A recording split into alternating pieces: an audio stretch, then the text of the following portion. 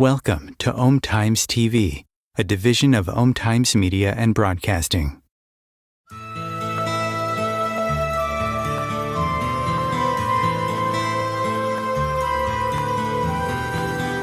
Welcome to What is Going Om, for new thought from the edge of Om. Each week on Om Times' flagship radio show, veteran broadcaster, author, and media consultant Sandie conducts thought-provoking interviews with inspirational authors, artists, musicians, scientists, speakers, and filmmakers who are working at the point where spirituality and science meet consciousness at the very edge of Om. Here is your host, Sandie Sedgbeer.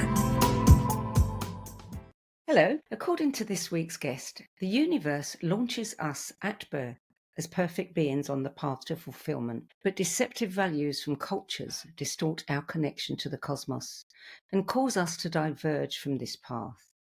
Our efforts to restore ourselves to the true meaning of our existence are the basis for human development. Joining me today to share insights on the restoration of our true self from her two books, Through the Rabbit Hole, Exploring Energy and the Shamanic Journey, and Becoming Yourself, The Journey from Head to Heart, is shamanic practitioner, licensed professional counselor, hypnotherapist, and Reiki master Jan Engels-Smith, who is founder of the Light Song School of first century shamanism and energy medicine, and a leading edge teacher in manifestation. Jan Engels-Smith, welcome. Hello. Hi. Thank you. So you started your personal quest for understanding through science, which led you to psychology, which led you to spiritualism, which ultimately took you all the way back to your earlier scientific studies. And you said that you now understand that all of your studies are one study, the art and science of universal consciousness. Mm-hmm. Tell me about how this journey began for you. Well, the journey began actually in a very, I guess, in a shamanic way, but it's not a way that I say is necessary for people, because a lot of people will hear my story and then they'll think, oh, that has to happen to me. But I had an apparition where a being actually appeared in my living room, a woman, an old, elderly Native woman. She was standing there and I walked in and I said, who are you? What are you doing in my living room? And she said, I am your grandmother. I am you. I am your sister. I am the earth, which was not what I was expecting her to say. And she said, I've come to ask you to learn the ways. But if you accept this, your life will forever be changed. And so there was no way that I was going to accept that. I was going to say, no, you need to leave. Because I want to give you a little bit of background here. I was living in Dallas, Texas, which was in the Bible Belt, and I was very involved in the church. In fact, I was thinking about getting my doctorate in theology. I was very, very involved in it. And I loved it. I loved the whole idea. And I had not been exposed to anything metaphysical ever in my life. Native, nothing. The only thing I had seen native was on TV, that type of thing. So when she was saying this, I had no concept of what she was talking about or who she was or what any of this meant. And like I said, I was going to say, no, you need to leave. But I heard this crow calling outside the window. And instead of hearing caw, caw, caw, I was hearing trust, trust, trust. And so I said yes. And she pulled out a pipe, which I didn't have any idea of what a pipe was in Native tradition. And we smoked it, which kind of seals the deal. It makes a contract in a very cosmic way. And she gave me my medicine. And she said, you are carrying the medicine of the North, which is healing, wisdom, and love. And then I heard this sound, like somebody was coming into the room, like possibly my husband or something. And I turned to look to see who was coming in and turned back and she was gone. And I was left like, what just happened? Now, also some background here. I was a psychotherapist. I was working in the disassociative ward of the hospital, specializing in multiple personality disorder. So I also had infant twins and a 2-year-old. So my stress levels and my listening to quite extensive otherworldly stories all day and watching people shift from altar to altar, which is a term that you use. I had a very different, I guess, unique sense of what is possible in the world. And that's what that training taught me. It was a great foundational teaching or segue into shamanism. However, when I started telling my family and my friends about this, they just thought I had really lost it. And here comes a truck. I don't know if that makes a difference or not. Can you Okay. hear that? That's all right. We'll just note the time. I can hear it, yeah. That's okay. I'm just going to see if I can do that thing that I wanted to do while it's... Give me let me know when it's gone. Okay. I think it's gone. You think it's gone? Okay, good. Okay. I can't find that thing. Okay, that's all right. I'll find this point and we will just cut that out. Do you remember what you were saying? Yes. Okay, do you just want to kind of start the beginning of that bit? I mean, you talked about your training as being perfect foundation for this. Sure. My friends and family really thought that I was off base. They thought I had too much stress, that I was breaking down because of my job. And I lost a lot of friends. I mean, I was literally asked to leave my Sunday school class, that I wasn't a fit anymore for it. Looking at this post my training, it's actually called a shamanic dismemberment, where you are dismembered, literally, your whole life falls apart. And the reason for this, the purpose of it, is so that you can remember who you actually are. So it's a practice that's done. You can do it in a journey, dismembering all the time to let go of things that you're attached to and various things like that to keep you energetically clean. Or they can happen in your life spontaneously, which is what this was. It was a horrible time in my life. I am a very, very social person. I love my friends. I love social events, entertaining, all those things. They were all stripped from me. I literally thought that I would have a cross burning in my front yard at one time. Because again, I'm in the Bible Belt of our country. It did not go over well. And there's many times that I thought, well, why not just say I must have been dreaming? But I couldn't. I had said yes to something, and it felt like there was something more there. I can't describe it. I don't remember that thinking to remember the words, except that I was distressed and overcome with grief and depression. In the meantime, somewhere in there, I had a dream. And in the dream, there was a voice that said, you need to move to the Northwest. The vortexes are changing in your country.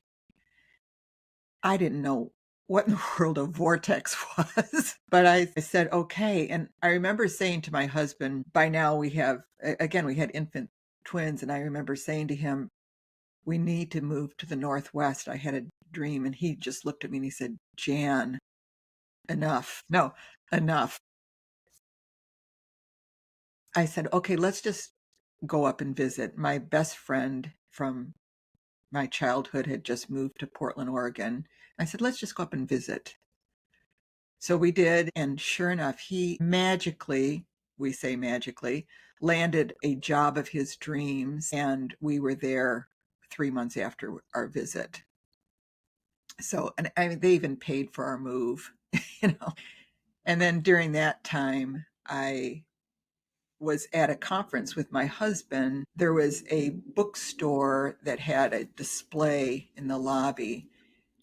He came up and got me and said, Jan, come down and take a look at some of these books. You might be interested in them. I went down there and they were all on reincarnation, channeling, various metaphysical topics. I asked the clerk, I said, do you know anything about visions or apparitions? And she said, no, but I know somebody that does. And she handed me this woman's card. So I called this woman and she said, you need to come in for a reading. And she channeled angels. I did. And this woman is still a friend of mine, 35 years later. I went in for the reading, and when she was in her channeling state, the woman got up and went to a bookshelf and got the book Soul Retrieval and handed it to me. And she said, this is your life. And that was the beginning of it. And so I then started my training, and a whole series of things happened that after the move, I helped somebody with an event that was for Native Americans. This elder just took a shining to me and asked me to become part of his family. And so I was adopted into a Lakota family. And, everything just changed. Completely new version of myself emerged. And thankfully, your husband was right there with you. Yes, he was. He was an extraordinary man. He has passed, but he was my foundation and always respected me and really marveled at what was happening and wasn't challenged by it at all. He was an extremely intelligent Mensa member, very, very bright, and was not challenged by my different way of looking at the world. Which is exactly what you needed when everybody else was walking away. Yes, God, I don't know what I would have done. Yeah. You trained with Sandra Ingerman, I did. Michael Harner. Mhm. I mean, with all the names, all the wonderful people. And now you write about first century shamanism, which implies that there's something different about first century shamanism than what came before. Yes. What is the difference? What I have learned is that the concept, old shamanism was based in many of the attitudes that people have, that you could trick things, you could maneuver and manipulate and possibly even lie to get your needs met. And that was happening in shamanism. It was sort of a power oriented philosophy, like who's got the most power. It was very competitive and still is in certain organizations around the world. I learned in my work with the spirits that these are man-made concepts, that they do not exist in the spirit world, and that there's a benevolence that is divine. It doesn't have any of the emotions or the needs that we express in humans. To me, that was the 21st. And so I had to abort a lot of the things that I learned at the foundation, because the foundation for shamanic studies, their teachings was really based in some of the styles and the things that we did in there as techniques, like soul, thief, soul stealing. How do you get the soul back? Well, you can do some trickery and you can do this. And it was like, no, it doesn't work that way. And I feel as if my work has really been based on bringing a newer version of shamanism. We have evolved as human beings, and our concepts need to evolve with us. We can't hold on to those old things like that. We live in a new world. People are expecting new things. And I believe that one of the things that we need to understand is our own divinity And that's what soul retrieval is really based in. But then a lot of the techniques didn't stand up to that. And so one of my gigs is really evolving shamanism into 21st century understandings and concepts of love and light, and how all these things have this huge impact on us. When we embrace them fully and understand our own divinity, we become well, along with new techniques, doing the techniques differently. There's a depossession that we use the term for. And if you look at depossession in the church or even in old shamanism, it was a power over a possessing spirit. You took charge, you had command. And it's like, that spirit, that possessing being is also a divine light. It's just misplaced. Yes. So you don't want to take power over. You want to do a massive healing for both. You want to do it for your client as well as the being that's caught there. Now, that would never have been understood in old shamanism. Mm. It's a understanding, again, of we all carry a heart light. We're all divine, with or without a body. And things need to be respected that way and understood that way, so that you can have a win-win situation. It's not a win-lose. It's a win-win. You founded Light Song School 1994, which is Mhm. a long time ago, and you developed the first energy medicine curricula, Mhm. so that people coming in could, go from, I don't know, complete newbie to getting a bachelor's, a master's, and even a doctorate degree in shamanism. What made you decide to do that? Because that must have been quite a challenge. There are lots of schools of shamanism out there, Yeah. but you were offering something completely different. Did you find that hard going at first? Oh, it was tremendously difficult. It took us years, probably at least 10, 12 years of research and things to do this. My objective in it, though, was I wanted to make shamanism readily available for anybody, which meant that we needed to be able to have insurances cover it, which is Mm, a very needed thing, at least in the United States, because paying out of pocket for services can be cost prohibitive to a lot of people. Well, the only way that you can do that is to have a curriculum that is standardized. You have to be able to prove what you're teaching and that everybody is getting the same training. So that's what we worked on, to really qualify. The person coming out of our programs is really cream of the crop. They don't have a hodgepodge. They can't randomly go, I'm going to go to this teacher and learn this, and I'm going to go to that teacher and learn this. And, mm, now I'm going to say that I can teach something. No. You had to, have documented results of your work. Like for our practitioners, when they were getting their masters, they had to do over 150 documented cases. And one of the important things for me was, what did you learn? What did you learn as a practitioner different than what I taught you? yeah. Because my goal was always that they become better than me. I want you to shine, because when you shine, then you're having results out there that are also shining. Mm, Soon after we started the curriculum, we were asked to do a study on PTSD for vets, mostly coming home from Afghanistan at the time. And we were contacted by a major teaching hospital out here called Oregon OHSU. It's a big hospital. And I asked them, I said, why did you pick us out of all the different shamanic bases, thinking the foundation, why did you pick us? And they said, because you had a curriculum that we knew who we were getting. We knew that all the different practitioners that were going to be doing this study were trained the same way and going to be using the same techniques. And so that was important to me. Credentials are important. training is important. I see ourselves as we are doctors of the soul.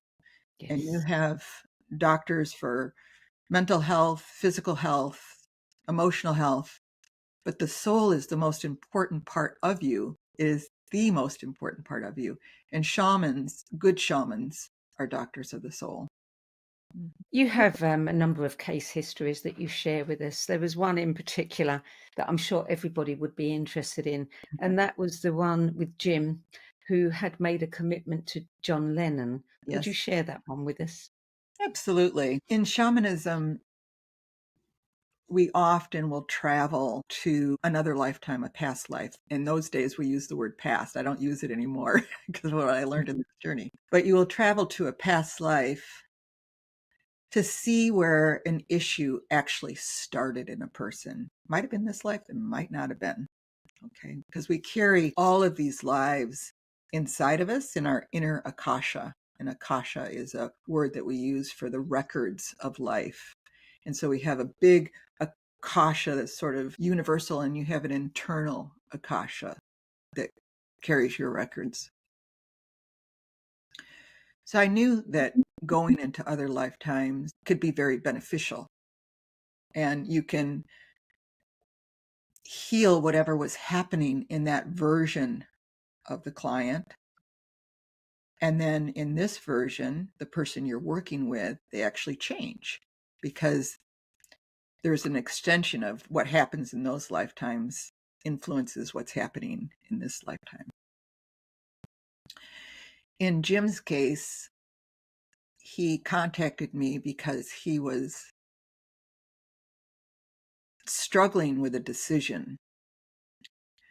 When John Lennon died, I don't remember the year of that, but when John Lennon died, he felt that he had John Lennon's soul enter him.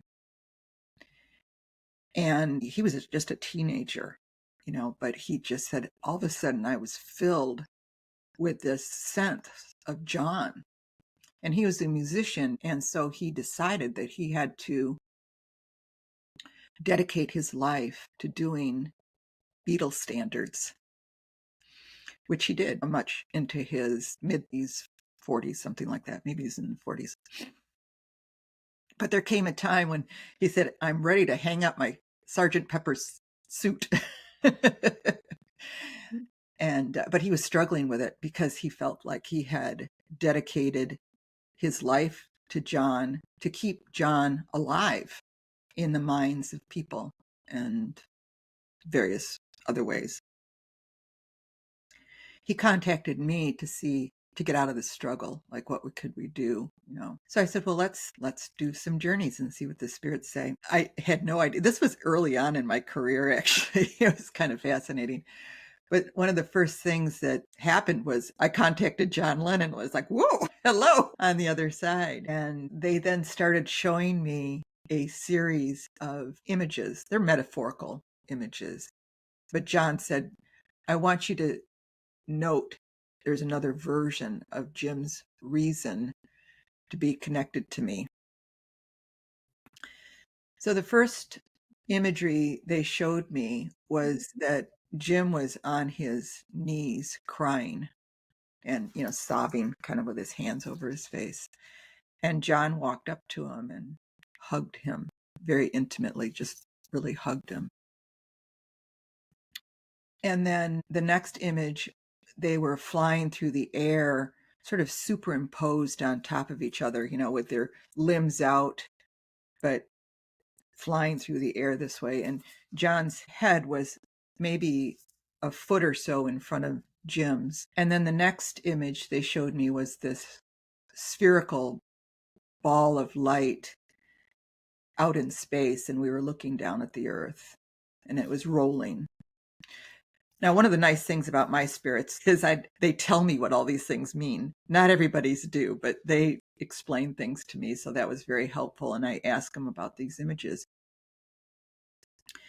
They said that in the first image with Jim crying, was that he was a drug addict. He was a very, very bad drug addict. And that him dedicating himself to John, he actually was saving himself. John was saving him. He was keeping him clean. He was keeping him on purpose. He was giving him a purpose to do in life. The second image was where they were superimposed on each other. This one just blew me away. Was that John and Jim were the same soul incarnating in the same time period on Earth. Excuse me, John was about 20 years older than Jim. So it showed his head out a little bit further than, but that the same soul incarnating on Earth at basically the same timeline. That was such a huge teaching for me. And then the third one was about, again, this teaching that time is holographic. It is not linear. This circular ball of light looking at the earth, that all lifetimes are happening simultaneously for everyone. And they went on to say that you could actually look at every person on the planet and see a different version of yourself.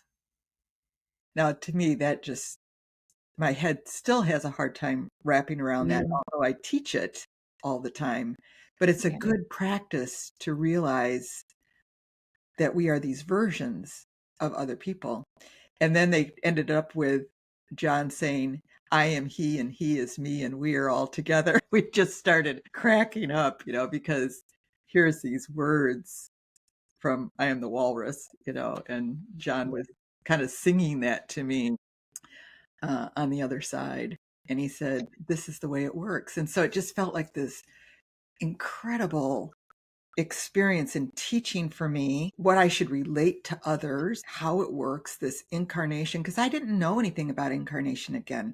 This was very beginning of my career. I was finished with my training, but it was the beginning of my career. And we don't cover that stuff so much in the foundation. I was at the foundation when they were pretty new. There's been a lot of progress since those early days. How did Jim respond to that? It was totally enlivening for him. He was able to do this in a way with no guilt, with no shame. And he has since become an extraordinary counselor for drug addiction and uses all of these things that came out of the journey and kind of native teachings and stuff. There was more to it than I'm sharing in his practice. And he has made himself quite a career. It's a lovely story. We're going to take a short break now. You're listening to What is Going On. I'm Sandie Sedgbeer, and my guest today is shamanic practitioner, licensed professional counselor, hypnotherapist, and Reiki master, Jan Engels-Smith.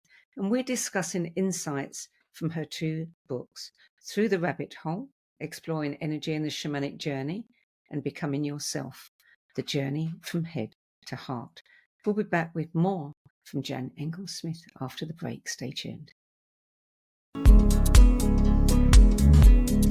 Hello, I'm Sandie Sedgbeer, host of Om Time's flagship radio show, What is Going On? And as an author, editor and 13 times book judge who's read thousands of books and interviewed hundreds of authors, I'm constantly asked what's really worth reading and what's not. So I created the No BS Spiritual Book Club to help you save time and money by picking the brains of discerning names who have walked this path before you. There's no catch, no fees and no BS, just an ever-growing library of 10 best spiritual book lists from some of your favourite authors and teachers, plus free book excerpts, audios and video interviews with people like Don Miguel Ruiz Jr., David G., Lee Harris, Mark Nepo and more. From well-known classics to hidden gems you've never heard of, it's the only no BS guide to the best spiritual books to enlighten your journey of self-discovery. So why not join the club? Get inspired and save money at the nobsspiritualbookclub.com. Imagine becoming a super influencer. Reinvent yourself. Invest in your brand and then manifest your success with a robust spheric approach. Om Times Media and Broadcasting offers a unique and multifaceted way to become the spiritual and conscious influencer you deserve to be by putting your message across our powerful platform with its proven record of integrity and excellence. Through our produced shows, Om Times offers the opportunity to become a social media TV personality, a radio show host, an Om Times magazine columnist, and a syndicated podcaster, all in one shot. By live streaming your show on Om Times TV and broadcasting it across the extensive Om Times radio and TV networks, you become more than a host. You become an ambassador and a force for positive change. Om Times. Open yourself to the possibilities. Everything that we do, we can do in a contemplative manner.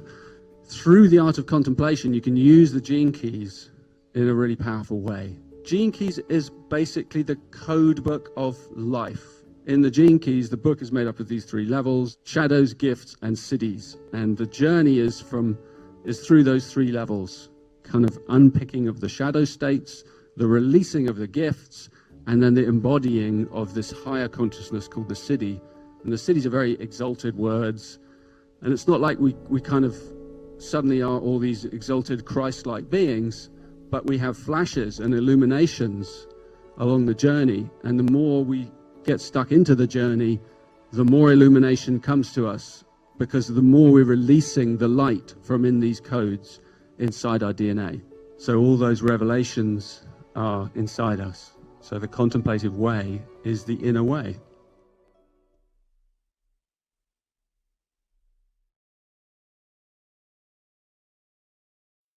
There are 16 million children struggling with hunger in America. That's 1 in 5 daughters, sons, neighbors, and classmates who don't know where their next meal is coming from. Yet billions of pounds of good food go to waste every year.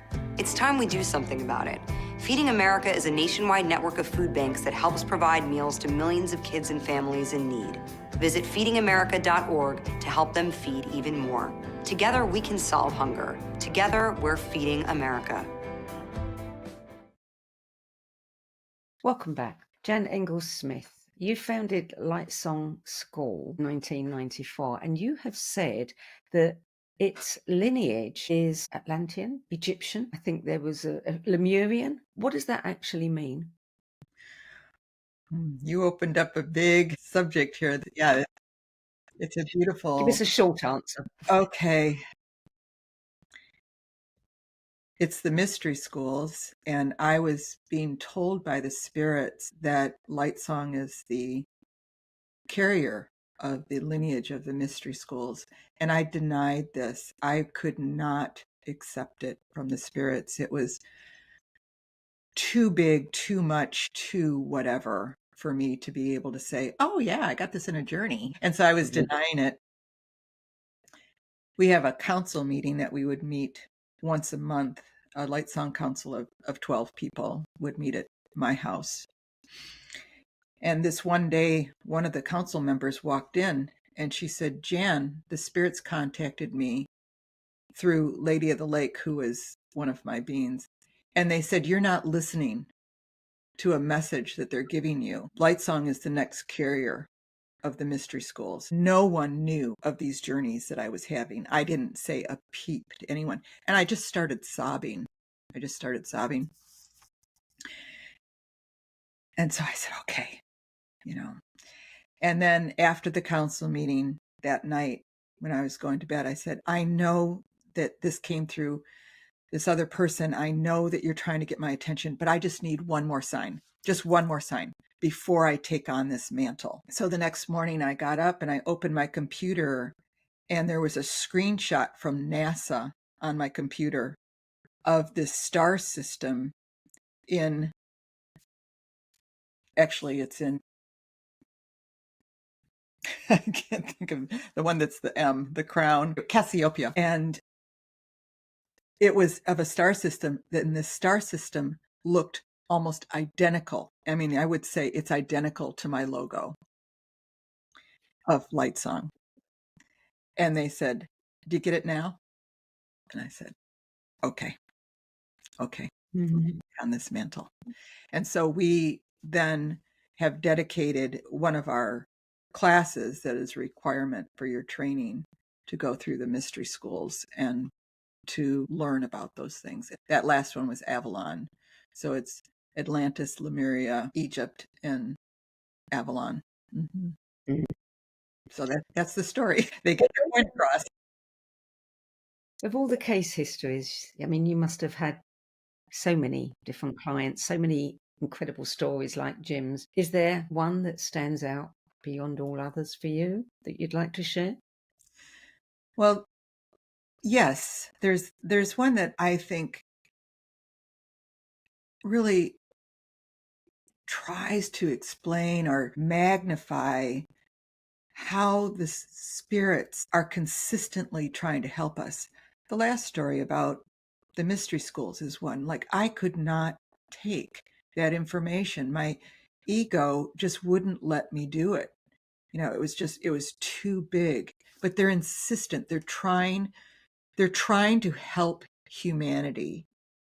And in trying to help humanity, they need us as practitioners to do the work, to be the mouth, the hands, the voice, all those things. They have to use our bodies because we live in a physical world. They cannot do it without us. There is a case that, again, this was very early on. I'm going to say it was in the first year of my private practice as a practitioner, shamanic practitioner.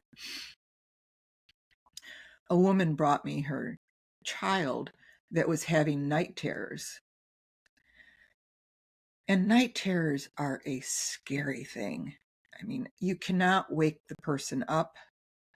They moan and groan like they're being tortured.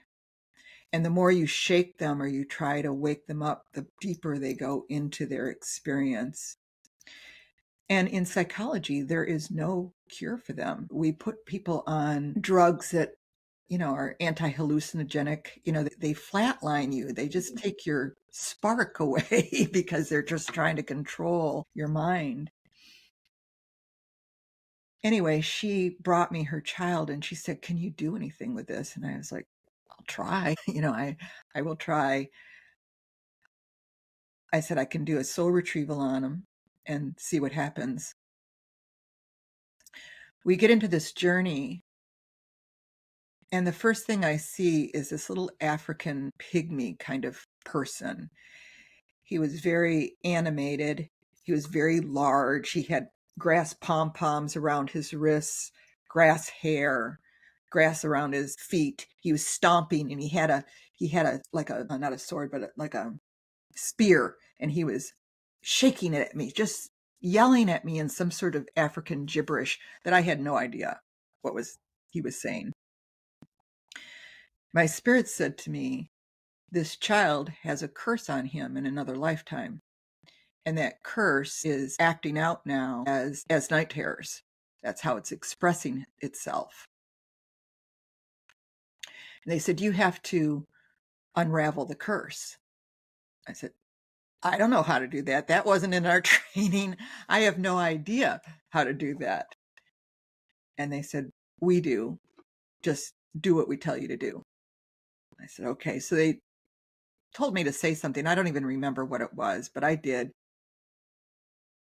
And the next thing I knew, this little pygmy guy just became deflated. It's like all the air went out of him.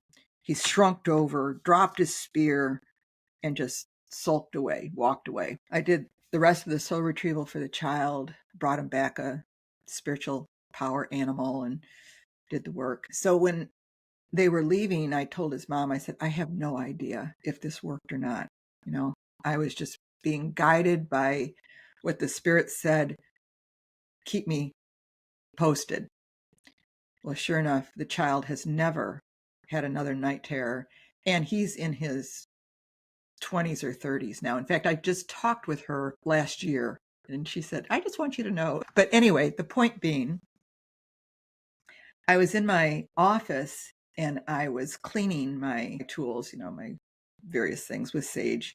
And all of a sudden I hear this bang boom thing. out in the other room, and I opened the door and walked out, and I had an African mask on the wall with grass hair. I've been collecting indigenous, mostly African art since I was 20 years old. For some reason, I just had a passion for it. And this thing had jumped off the wall and slid under the dining room table on a wood floor. So I looked at it and I picked it up and I said, "So what do you know about night terrors?" Now, where did that question come from? But I knew that it was trying to get my attention. I mean, it literally jumped off the wall. And so I took it in my office and I did a journey with it. And he said, "I'm your protector for this. I came into your life years ago, and I am your protector because you were really in a very precarious situation. You should not have been doing this yourself. And I will make you invisible, and then I will do the work when you find yourself in this situation again." So he became an ally of mine right then. So the next thing, it's about 4 o'clock in the afternoon at this time, and Oprah was going to come on. And I thought, I've got a few minutes before my kids come home from school. I'm going to turn on Oprah. So what's the conversation? Night terrors. And isn't that amazing? So they had a team of psychiatrists. They had parents of children with night terrors. They had adults and their spouses, this whole staff of people. But the topic is that there's no cure for them. And what do we do? And I realized right then that this was a huge message from the spirits to us as practitioners and to really everyone, that we are barking up the wrong tree with our remedies here to really help these people.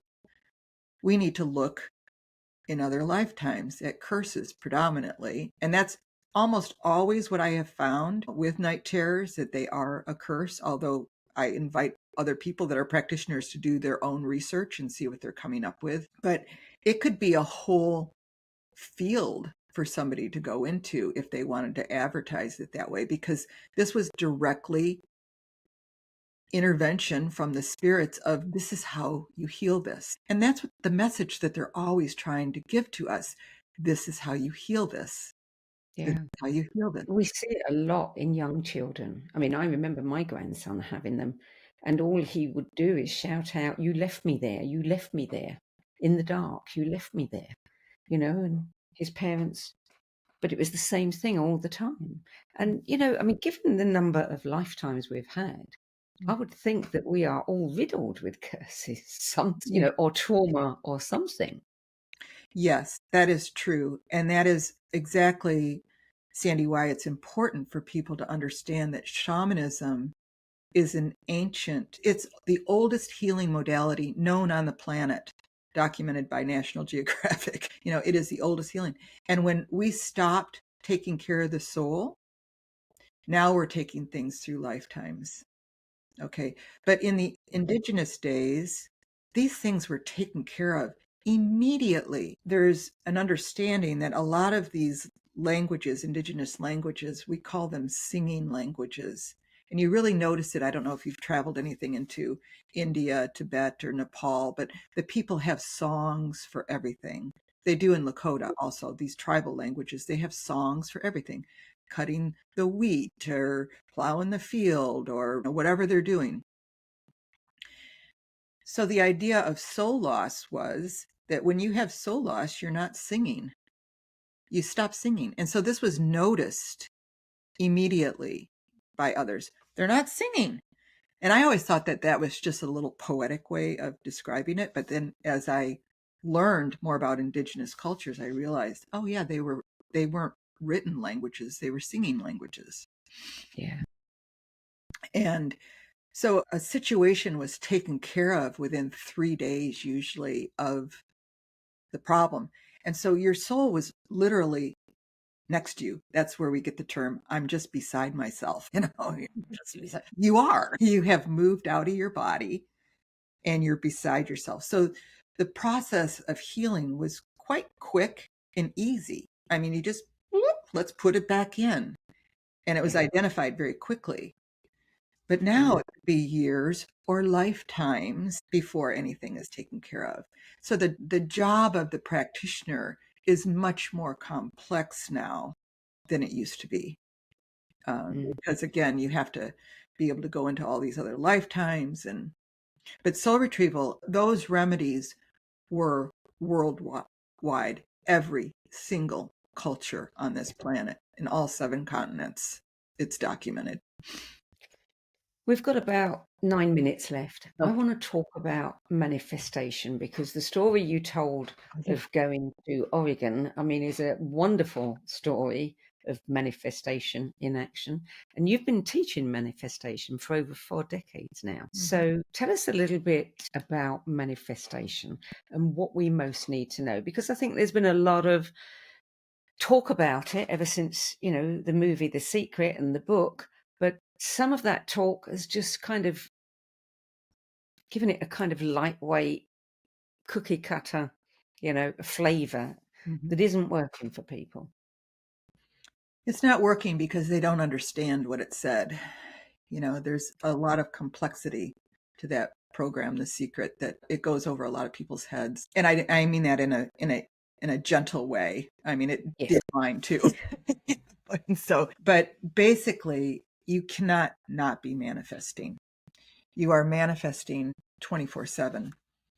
We are manifesting machines. We're part of Creator. We are a creation beings. And that's one of the things that I understand about learning about the light in people, is how this light is the same as Creator's light, or our soul is the same composition, if you want to use that word, as Creator.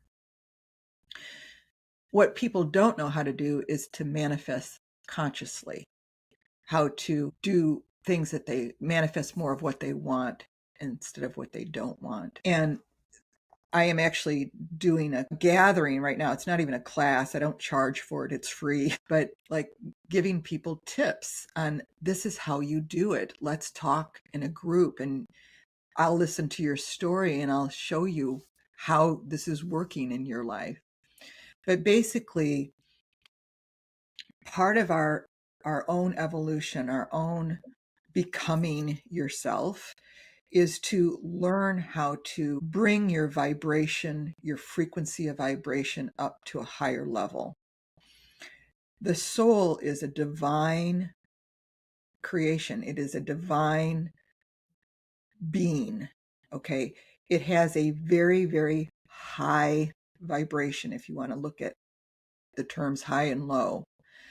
Things that would be a match for your soul, if you want to look at words, would be radiance, beauty, sensational, exquisite, loving, appreciation, gratitude. And so just saying those things, you tend to sit back and expand. And the reason your body is responding to that is because those words are a match for the truth of who you are. When you're thinking in your head, don't have, sadness, doesn't work, not enough, the body goes, it's shutting down, just because the vibration, the frequency of vibration of those words are not a match for your truth. And everything is vibration. Everything is a frequency of vibration. Our words, our thoughts, our feelings, our bodies, the earth, the cosmos, everything is a frequency of vibration. And health is when those frequencies are a match for your truth. So when you keep your frequencies high inside of you, you become more healthy. When we do a soul retrieval on you, we are bringing back divine essence that has a very high frequency. It raises your vibration, just getting back that peace. So the trick to manifesting is that you want to take the time to raise your vibration in whatever that is. If you're thinking of words, if you're doing, I have a lot of guided meditations to raise your vibration, just wherever that is, so you can get yourself really high in this vibrating. I call it the embodiment of those words, where you feel it in your fingers, you feel it in your hair, you feel it in your toes. You're just like, oh my God. Then you start envisioning what it is that you want. That means that that desire is a match for who you are. Okay. It will bring you joy. You need to be joy to bring it in. It's always a direct match of frequencies, kind of like tuning forks. You know, a C vibrates with a C. It doesn't vibrate with an A, it vibrates with a C. So if you're down here in a place of desperation, wanting, complaining, doing all the things that we do when we don't have something, you're not a match for your desire at all. And that's one of the most important keys to realize, is that you have got to, if you want something, then you've got to change to get it. If you want somebody to be different, you've got to change in order for them to be different. When you change and bring yourself up, their higher version, and if you want to bring in the quantum world, which I don't do in this class, but the quantum world is that higher version of them, then is a match for you. But if you're complaining about them, that's the version you're going to get. Yeah. And so it's really exercises on your own becoming, your own awareness, your own spiritual actualization.